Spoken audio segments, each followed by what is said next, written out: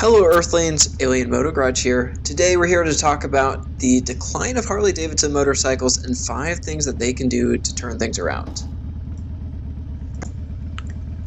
The first thing that Harley Davidson motorcycles can do to turn things around is they need to become much more familiar with their product line. And when I say that they need to become more familiar, I'm talking about they have no idea what they have, how to market it, how to expand their brands. And let me explain. They've spent hundreds of millions of dollars researching, developing, marketing products that just don't fit in with Harley Davidson.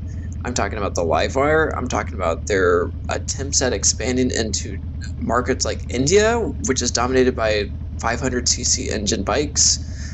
I'm talking about the pseudo sports bike, the Street. This is a management team that doesn't know what Harley Davidson is, or even like what the motorcycle market is in America and elsewhere. I'm sorry, but you're just not going to be able to sell a big giant Harley Davidson in India, where they view motorcycles not as luxuries but as an economical way of transporting from A to B. Like I said, it just doesn't make sense that they would try and expand into this market with their current lineup. It's not that they can't expand internationally, it's just the way they're doing it shows that they don't know what Harley Davidson is. They don't know why people like Harley Davidson. They don't know the product. Point number 2. They need to consolidate their motorcycle lineup.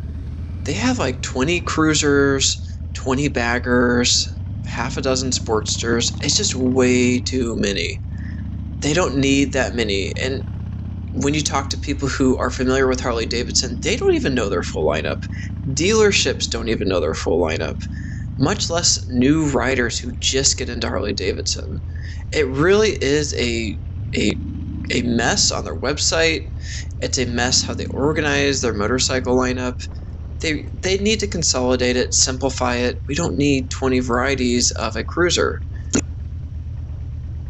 In addition, they could actually save a lot of money by streamlining this process and only having a few varieties. They could still have like 10 varieties, and that would give people tons of options, and they'd still be able to pick out a motorcycle that fits their needs, their wants, their personality, while also streamlining the process and hopefully getting the price point down a little bit.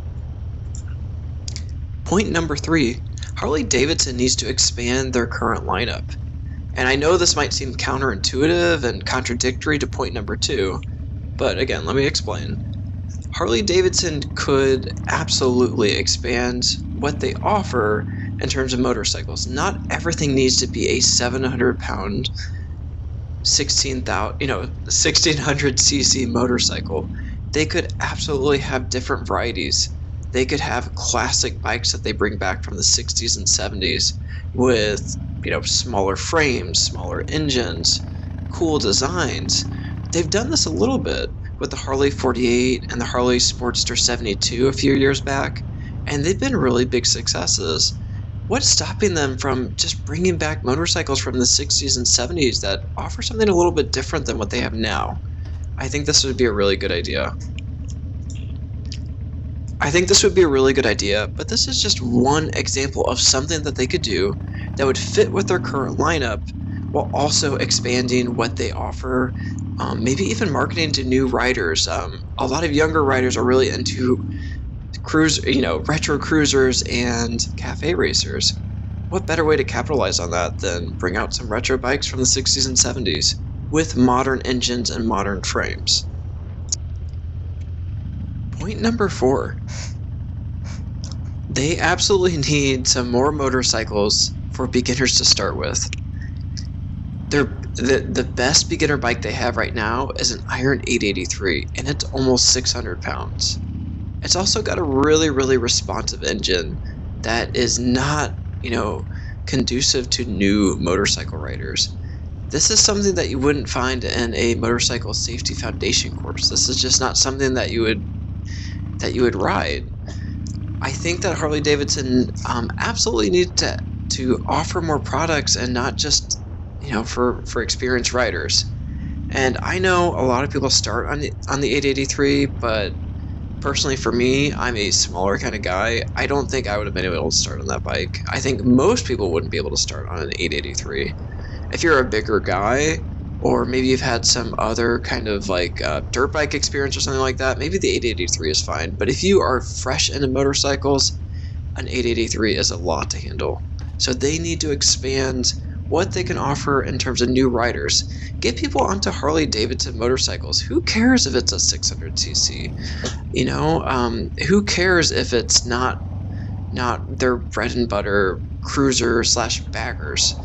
Have something that would be fun to ride for new beginners, and also maybe something fun for like old time riders, like a classic vintage motorcycle that's 600cc.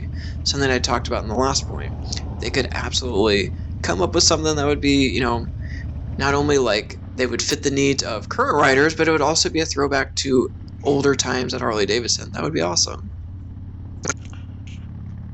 Point number 5, and I expect that this might be the most controversial point, but I absolutely think that Harley Davidson needs to stop with the pseudo tough guy marketing slash branding. It comes across as corny, and they don't need it. It's polarizing because you have a lot of old time riders who really dig the Harley Davidson subculture, where it's they're unshackled from the societal norms. They kind of live their own way. They do their own thing. That's fine. I think that's actually pretty cool. But it's really corny when Harley Davidson tries to market that, or they try to capitalize on that. That subculture, yes, it was pushed by Harley Davidson, but it largely evolved naturally, organically. And so when Harley Davidson tries to promote it, it just comes across as corny, and I think newer riders see that, and it's a really big turnoff to Harley Davidson. And like I said, let the motorcycles speak for themselves. Make quality motorcycles, and people will come and build a subculture around it. That's really all you need to do. But their current marketing is just, like I said, it just comes across as so corny, and I wish they'd stop that and let the motorcycles speak for themselves. Alien Moto Garage, thanks for watching this video.